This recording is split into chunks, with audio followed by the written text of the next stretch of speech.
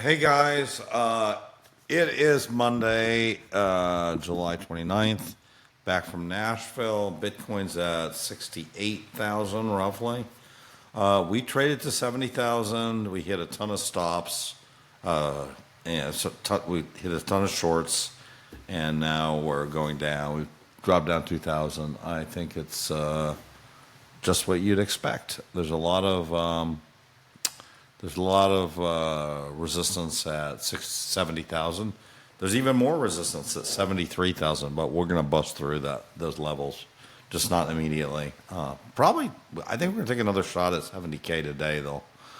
Anyways, this episode is about this strategic Bitcoin reserve game theory.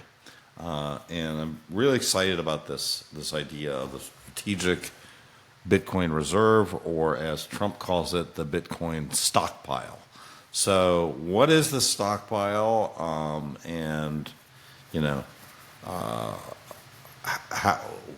how do we pay for it, et cetera, et cetera. So, let's first talk. I want to first show you the game theory behind it, and I think Mark Harvey did this great presentation of this, sort of framed in the way of a sort of a prisoner's dilemma. And you can see there's four blocks here. There's the U.S. The U.S. adopts the Bitcoin standard. The U.S. does not adopt the Bitcoin standard. China adopts the Bitcoin standard. China does not adopt the Bitcoin standard. So let's say, first of all, that the U.S. adopts the Bitcoin standard and China does not adopt the Bitcoin standard. Well, what's going to happen then? Well, the U.S. is going to have a ton of Bitcoin. China is not going to have a ton of Bitcoin. And Bitcoin is going to be the money that everybody uses. And all of a sudden, China is in a very bad position, right? This is very much similar to in the 15th century Spain, or the 1500s, when Spain had all the gold, and nobody else had any gold. So for about 100 years, after they discovered America, South America, the Spaniards had the majority of the world's gold supply, and nobody did. And the Spaniards kind of built the Spanish Armada. They ruled the world, and that was the first real big, enormous empire. What would happen, on the other hand, if China went to the Bitcoin standard and the U.S. was too slow on it? Well, then China wins and the U.S. loses, and that's not a world. That's a world where the rule books are written in Chinese. Better learn how to use them real quick.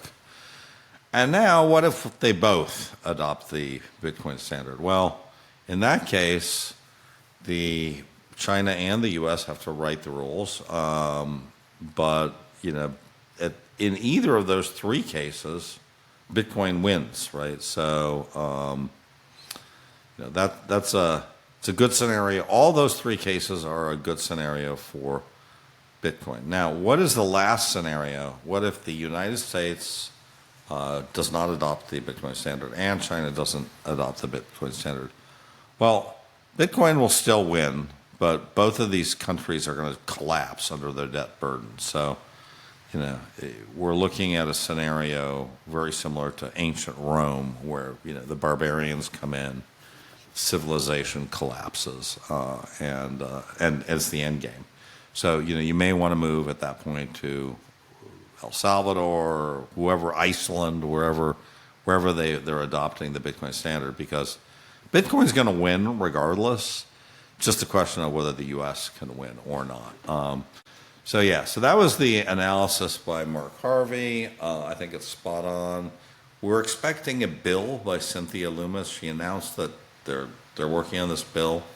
I think this Bitcoin standard is a fantastic idea. This Bitcoin reserve is a fantastic idea. The U.S. already has 200,000 Bitcoin that they can use to sort of jumpstart the Bitcoin standard. And as I pointed out, right, the U.S. also has $500 billion worth of gold, and they could sell some of that gold to buy Bitcoin. And that would only be sound diversification, right? They don't have to sell all of it. They can sell half of it. They can sell 20%. If they sold 20%, that's $100 billion. They might be able to buy, they might be able to buy 800,000 Bitcoin with that. And that'll get them on the way to a million Bitcoin, right? So I think the first steps to get to a million Bitcoin, which is kind of where the total ETFs are about right now, they're about a million Bitcoin. I think the U.S. should really seriously look at getting to a million Bitcoin in the next 4 years. That would be my goal. And ultimately, I think the U.S. should look to get to 5 million Bitcoin within the next 20 years. And if they do that, it really could make an enormous difference in terms of the power of the United States and the power of the dollar and the survivability of our country. So I won't go on further, but that's my take on the Bitcoin Standard. I'll talk to you guys later. And if you're on YouTube, please hit subscribe. Please visit my sponsor, Shirt Tail Farms, and get some beef. I have got my beef from Shirt Tail. It's in the freezer. Next week, I'm going to be grilling the beef, and I'll give you a little taste test. I got a ribeye, and I got a New York, and I also got some a hamburger meat. So I'm going to be testing all three of those and give you my reviews. Thanks for the sponsor. I really appreciate it. And I think, this is one example of where you should spend a little bit of your Bitcoin and buy some good beef. I'll talk to you guys soon. Bye.